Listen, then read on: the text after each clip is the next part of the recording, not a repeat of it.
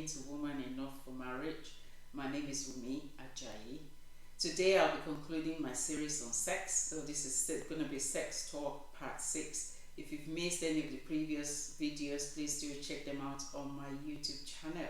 So please do bear with me in case this video is a bit longer than usual, but I'll try not to make it too long. So today I'll be talking about sexual attraction. I'll be talking about barriers to great sex, why we don't enjoy our sex life. I'll be talking about the benefits of sex, and I'll be talking about how we can improve our sex life, so how to spice things up in the bedroom.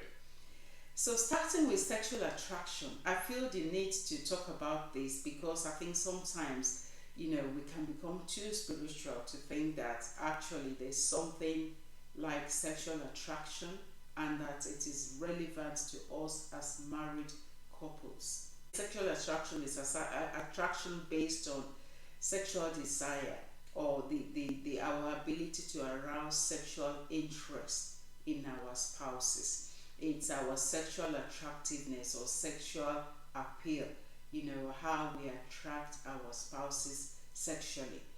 I know that before we get married, most of us feel attracted to our spouses sexually. And it's one of the reasons why we get married in the first place. But along the line, there is a chance that we might lose those things that actually attracts us to our spouses or that attracts our spouses to us. And this can lead to loss of sexual attraction or sexual appeal in marriage. And it can become a bigger problem, which is, which has the ability to damage our sex life if we don't handle it well. And that's why some marriages ends up being, sexless marriages. That's why some people might run into emotional and sexual immorality that might lead to the end of marriages. So I feel the need, to talk about this because it's important. Now, sexual attraction tends to be linked mainly to our appearance. And actually, yes, the sexual attraction, there's a bit of it that is to do with appearance. And I mean, whether we like it or not, as we get older, because marriage is for the long term, it's a long-term commitment. As we get older, there are some changes in us that we have no control on, and it is just what it is. If you're going grey, or your husband is going bald, or your wife is not the slim woman that you married before babies and things like that. These are changes that we might not be able to control. But in terms of how we appear, there are some things that we can control. And it's important that in marriage we don't let ourselves loose. We can control our weight. You can do something about it. If you feel that you've gained weight, it might be after childbirth. We can control how we look. I can understand women, especially when you have children, you've got work to do, you might not have time to concentrate on yourself, to look after yourself. But it's important that we don't completely let go. It's important that we still look after ourselves. First of all for ourselves. And I don't want us to take this to mean that, it's about being vain. No, it's not about being vain. Looking after ourselves, looking after our appearance is important. First of all for ourselves. And there's nothing wrong in doing it for our spouse as well. I know that with marriage is meant to be, through the thick and the thin. If we truly love each other, we will accept each other, irrespective of how we look. I know that, and that's very important in marriage.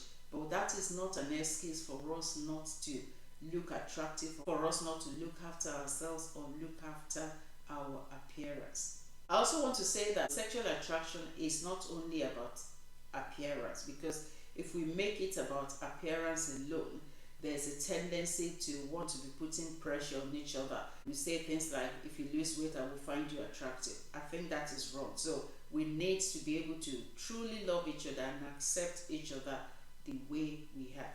There are also psychological reasons why we might lose sexual attraction for each other as couples. And I think one of the main psychological reasons will be when we have unresolved conflict or, long-term marital issues that we are not dealing with, and that is causing a disconnect. That means that, sometimes you might even find each other irritating so you don't find each other sexually appealing such that you don't want to have sex. So it's important that when we have marital issues, that we deal with them. It's important not to let things fester. It's important not to just give in to things and just say, maybe this is my lot in marriage. There's really nothing we can do about it, because things will only get worse. Another reason is when we focus on the negative, because the things that we focus on gets bigger. If you keep focusing on the negative, maybe your spouse's weakness, what they are not doing or what they're not doing right, and especially when we talk about appearance, sometimes when we focus on appearance, oh, she's just too big, or he's got a bare belly, he doesn't look as attractive as he looked before we got married. When we start to focus on those negatives, it will also affect how we find how sexually appealing or sexually attractive we find our spouses, which also will affect our sex life. And finally, on sexual attraction, I also want to say that marriage is a spiritual affair. And sometimes when you lose sexual attraction for each other, it's something that we can pray about. It can be a spiritual matter. I believe that in marriage there's nothing we can pray about, including our sex life. So if you just suddenly find out, that you just don't find your spouse attractive, or you just don't feel like having sex, and you can't find any medical or psychological reasons for it, then I recommend that you pray about it. So moving on to talking about barriers to great sex, I will start by talking about ignorance. It's important that we get educated. Something as simple as, in one of my videos I talked about the menstrual cycle of a woman and how the different hormones affect their sexual desire. Something as simple as that can transform your sex life if you understand how things work. And things like, the menopause, information about sexual dysfunction, all sorts of information. So it's important that we seek knowledge. The Bible says, my people perish for lack of knowledge. And a lot of us are suffering because we are not knowledge, we are not seeking knowledge. Another reason is discord or disharmony. So I've talked a lot about how, when we have issues that are unresolved, it can cause a disconnect. And when you're emotionally disconnected, sex becomes a struggle. So when we have issues, let's deal with them. If there are issues that we can't deal with, there's nothing wrong in seeking help. Let's make sure that we don't allow our issues to fester. Stress is also another reason. When you're stressed, work, children, house chores, and things like that, I talked about how that might affect our sexual desire. So we need to learn how to manage stress and how to de-stress, especially when it starts to affect our sex lives as couples. Lack of privacy can also be, a barrier, and I think a very good example is when we have children sleeping in the room, or, a baby sleeping in your bed, or, maybe you're living in a shared apartment and things like that. So if you find that is affecting your sex life, get that baby out of your bed. And if you need to go and get, just a one bedroom apartment so that you can have privacy, then that's what you have to do if it's affecting your sex life. And also some habits and addictions like, watching porn, masturbation, they have a tendency of destroying our sex life or affecting our sex life negatively. And so if that is an issue in your marriage, it might be something that you picked up before marriage, or something that you went into because your sex life is not great. Actually, it's only going to make it worse. And so we need to deal with such habits. We need to deal with them. We need to find help, seek help if you need help. Don't think that it's a way out of having a great sex, because all it's going to do is make things worse. If we have libido issues, maybe testosterone issues, or you're going through menopause, that can also affect your sex life. I've talked a lot about the things that we can do. If that's a problem, please, you can visit my previous video on that. Male and female sexual dysfunction, I've also talked about that. female genital mutilation. I've talked about that as well in my previous video. There are also some baggage, some mindsets that we might have from growing up, or from from a young age, that might come to affect our sex life when we are married. It could be things like maybe what you've experienced, say your parents do, and it just makes you think, or the things that have been said to you. Things like all a man wants is sex, or or if you want to punish a man, just don't give him sex, and various things like that. Small things to big things, big things like sexual abuse. People that have experienced sexual abuse, that means that might be affecting their sex life.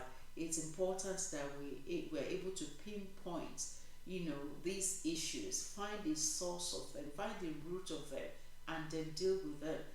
Seek help if you need help. Pregnancy and childbirth, I talked about. Menopause, I've also talked about in my previous video. So I'm going to move on to how to improve our sex life.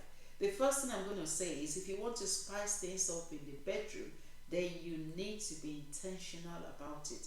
Like many other things in marriage, a great sex life doesn't just happen. We need to get educated. I've talked about that extensively.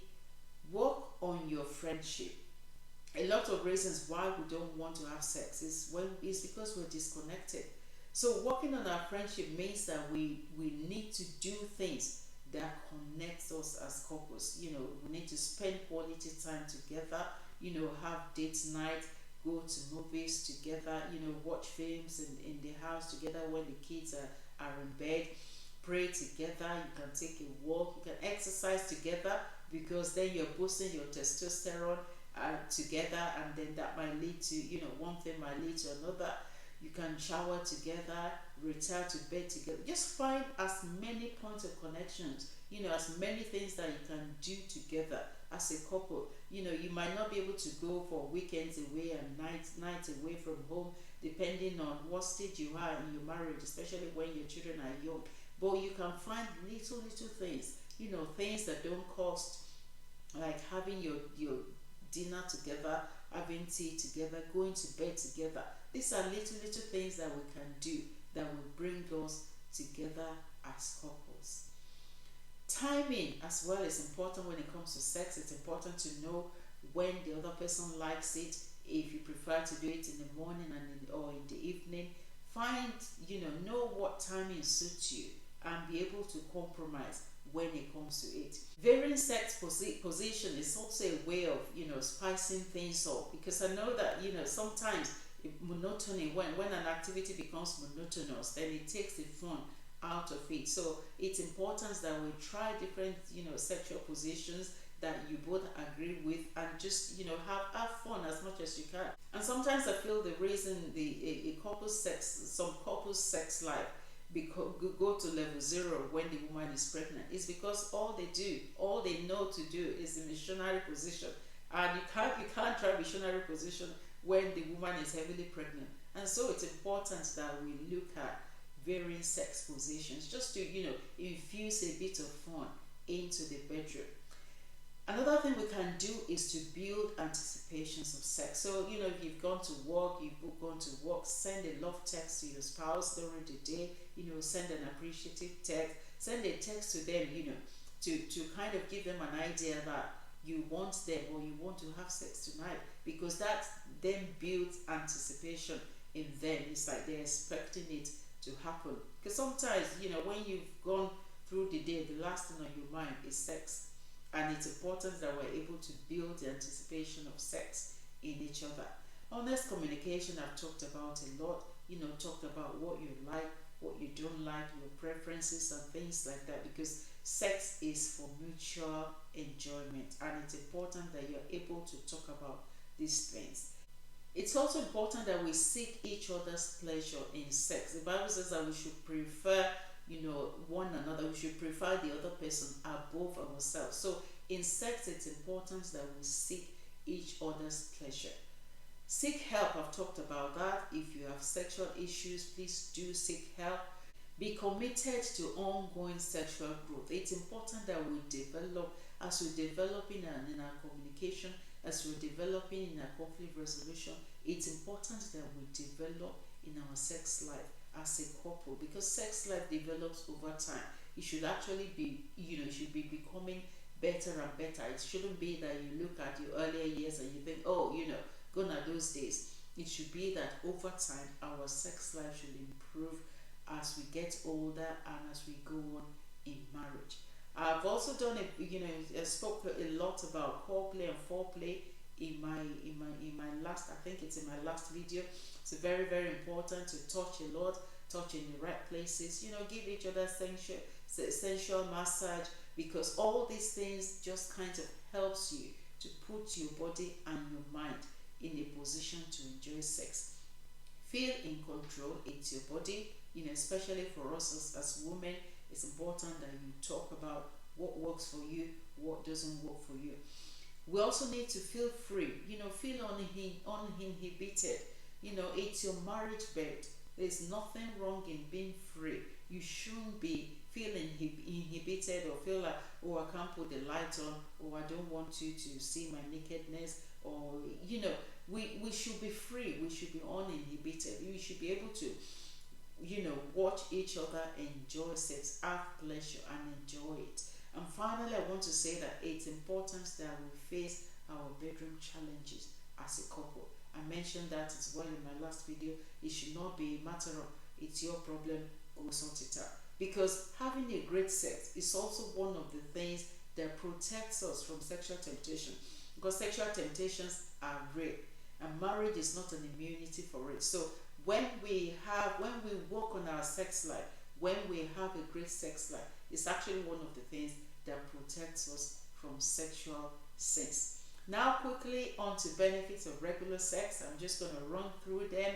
It's known to boost the immune system, it boosts libido. So when you have sex, you're likely to want to have sex again if you've enjoyed it. It improves women's bladder control. So women, please take note. As we're getting older, there's a chance that we'll start losing our bladder control and we're needing to use some pad. So yeah, having sex does help to improve our bladder control. Regular sex also lowers blood pressure. It counts as exercise. Apparently, you burn 5 calories per minute during sex. Regular sex lowers our heart attack risk. It lessens pain. It makes prostate cancer less likely in men. So men, take note. Regular sex improves sleep. It helps us to ease stress. It boosts our self-esteem and sense of happiness. And I think that's got to do with oxytocin, which is a feel-good hormone, which is one of the hormones that is released when we have orgasm during sex. And so, in summary, I've talked a lot about sex. It is a gift and it is crucial to our intimacy as couples. If we want to become intimate, spirit, soul, and body, then we need to give sex priority. We need to work on our sex life. Sex is a need. We all have sexual needs. We looked at the Maslow's hierarchy of needs, and there are differences in men and women when it comes to sex, which we need to learn to manage. I've also talked a lot about the effect of hormones, sex drive, foreplay, core-play, orgasm, sexual dysfunction, importance of mutual fulfillment, and how it's important that we're committed to each other's emotional and sexual needs. Communication also is very important. It might be awkward, but the more we talk about it, the more, less awkward and less sensitive it becomes. Thank you so much. I've really enjoyed doing these videos, and I hope you've enjoyed watching them too, and I hope you've been able to pick one thing or the other from it. I've actually been blessed myself from doing these videos. But if you have any questions or there's anything you think I've talked about that you want to ask questions about, or any comment, anything you think I've not talked about, maybe there's something you think I've missed out and you want to contact me, you can do so. If you don't want to do it on the comment section, you can contact me by emailing me at womanenoughformarriage@gmail.com. Thank you so much once again, and I will see you in my next video. Please do remember, like I always say, marriage is to be enjoyed, not to be endured. God bless you. Bye.